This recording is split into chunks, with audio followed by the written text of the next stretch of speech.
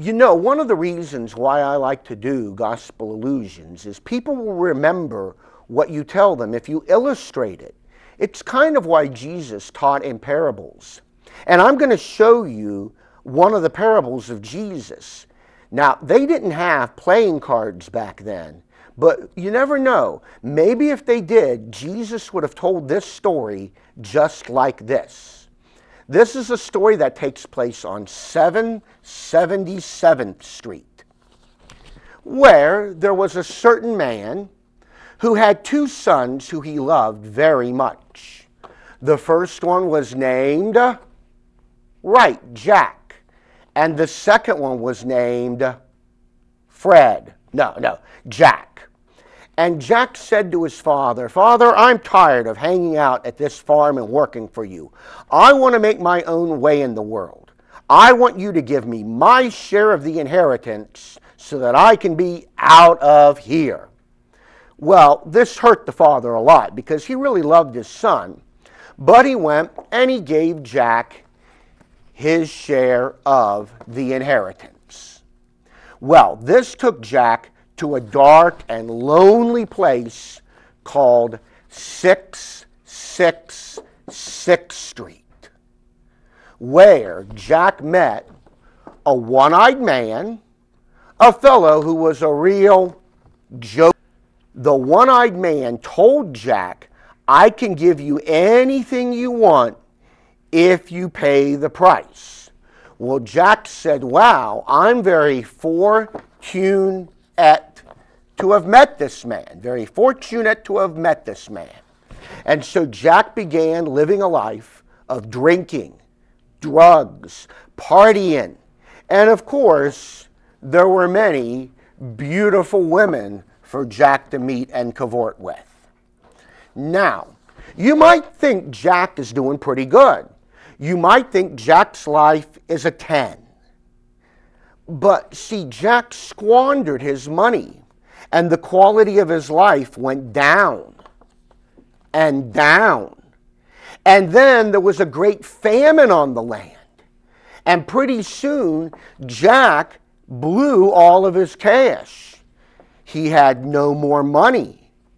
And the quality of Jack's life went down about as low as it could go. So now, here's poor Jack. Here he is. He has no friends, no money. He's trying to survive. He goes to a small German town and he says, "Herr Bürgermeister, do you have any work for me?" And the answer was always the same. "Nine, nine, nine," he's told. So finally, Jack meets a very wealthy man who looks at him and says, "Boy, I have 10 stables of pigs, 8 stables of goats, 8 stables of cows, and 4 pit bulls who guard the place." So he lets Jack work in the stable with the pigs, sleeping with the pigs, eating what they eat, and nobody cares about him. Well, finally, Jack comes to his senses and he says, "Now, just wait a minute. Even the lowest of my father's servants still live like kings compared to what I'm going through." So Jack decides he needs to go home. He's got to get out of here. So he goes home, and about 10 miles out, he says, "You know, I'm going to have to tell my father that I have sinned against him and against God." About 4 miles out, he says, "I'm going to have to tell my father that I'm not worthy to be called his son."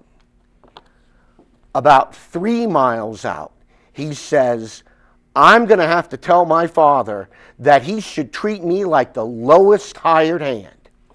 But then his father sees him. His father comes running out and says, "Quick, my son has returned. We're going to throw a party. You go rent some video games. You go get a triple anchovy pizza.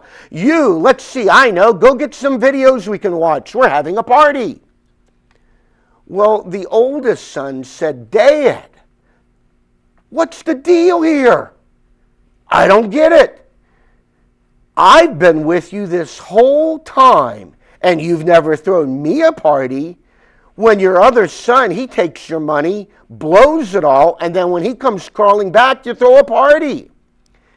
And the father looked at his son and said, my son, you've been with me the whole time. You have been with me to share in all that I have. But we're celebrating because my son Jack, he was lost and now he's found.